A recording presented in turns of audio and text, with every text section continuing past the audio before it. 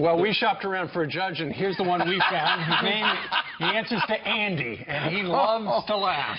Good morning to you, Andrew. Oh, God, good morning. It's very interesting that he said that, because it is odd that these cases all keep emanating in one of the 15 states. Not a coincidence, though. They know they're going to be successful. So they know they are likely to be successful at the trial court, and they are very, very confident they'll be successful at the appeals court. But we do have a full Supreme Court eventually to hear these things. How big a deal is this? I don't think it's that big a deal, because what happened is when Attorney General Sessions and Secretary Kelly said to San Francisco County and Santa Clara County, you have people in your jails. Can you hold them another 42 hours until ICE can get there? And these two counties said, no, we're not spending money for you, and you can pick these people up off the streets. And then Sessions and Kelly said, we're going to hold back funds that come to you. When the Congress gives money to states and cities, it doesn't come in one check. It comes monthly. So General Sessions and Secretary Kelly said, because you're not cooperating, we're going to hold back funds, and that will force you to cooperate. And the court said that is adding a new condition to the receipt of the funds. You must cooperate with ICE. If you wanted the cities to cooperate with ICE, that condition had to be on when the funds started. When did the funds start? Under the Obama administration. Right. Was that condition there? No, but these are yearly funds. And this only applies to 3 different grants from the DOJ. It's not all federal funds, and it Correct. Sounds like San Francisco wasn't going to lose any money at all. Well, I don't think San Francisco was going to lose any money, but the court interpreted the language used by Attorney General Sessions as threatening San Francisco, and that gave them the basis for the lawsuit.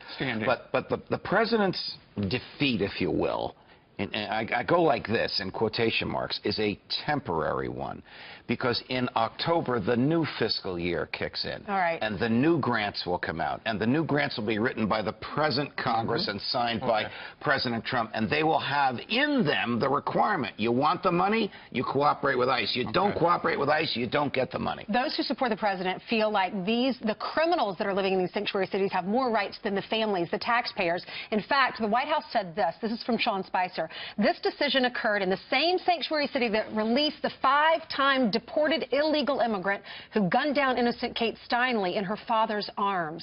San Francisco and cities like it are putting the well-being of criminal aliens before the safety of our citizens. And those city officials who authored these policies have the blood of dead Americans on their hands. Very, very strong language, and I can understand why he feels that way and why a lot of people feel that way. But this is not all gloom and doom. Can the federal government still enforce federal law? Of course. Can they send as many ICE agents as they want to San Francisco, to Santa Clara, to Bergen County, New Jersey, to wherever they want? They're not going to adhere to it. They're not going to adhere to it. They're not going to be turning it over to ICE. They're not going to. If they pick up illegal immigrant that has a criminal record, nothing will compel them to tell ICE they got him. Until October 1st. When the new fiscal year, federal government fiscal year, kicks in, the new funds start, and the new funds have that string attached. You want the money, you'll cooperate with ICE. Does it bother you that this guy's record is all about President Obama? He had bundled money of $200,000. He gave personally $30,000, and clearly this goes against a Obama spirit.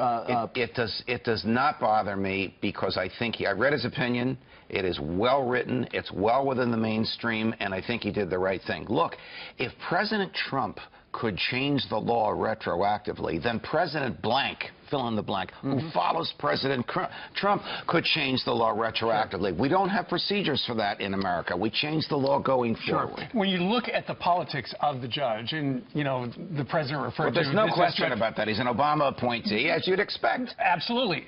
Let's not talk about his politics. Let's talk about the politics for the president. When the average person watching this morning sees this news, this revs up the president's base. Look, we told you that the court system was out to get Trump. The president knows, and you heard it from Sean Spicer, you just read the quote, how to relay this to the base. I did my thing.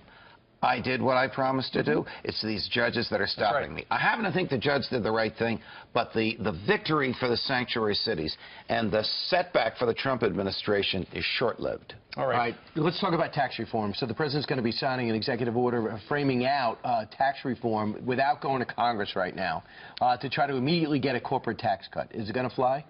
Oh, I think the 15% corporate tax rate is very, very popular, and there'll be no problem with it flying. Here's where the problem will come.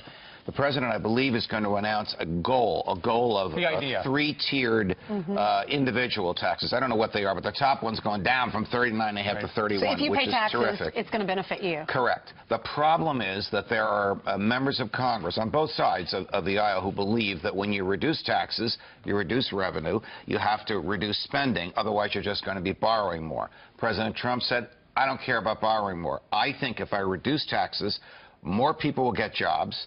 Businesses will have more money to spend. Sure. More people will work. More people will pay taxes. By reducing the rate, we'll end up collecting more in revenue. He's going to have to persuade some reluctant people that that theory makes sense. Including Republicans. Including Republicans, and I think he can do it. I think he's very passionate about this. Well, I tell you what, he feels obligated to try. He promised that he would do something for the economy, and he just tweeted 14 minutes ago this one.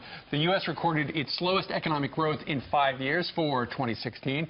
Gross domestic product up only 1.6%. Trade deficits hurt the economy very he did badly. one thing on taxes which is truly revolutionary, never happened in American history. He ordered the IRS not to collect the tax, which is the penalty for the failure to have health insurance under Obamacare, because Obamacare soon will no longer have that requirement.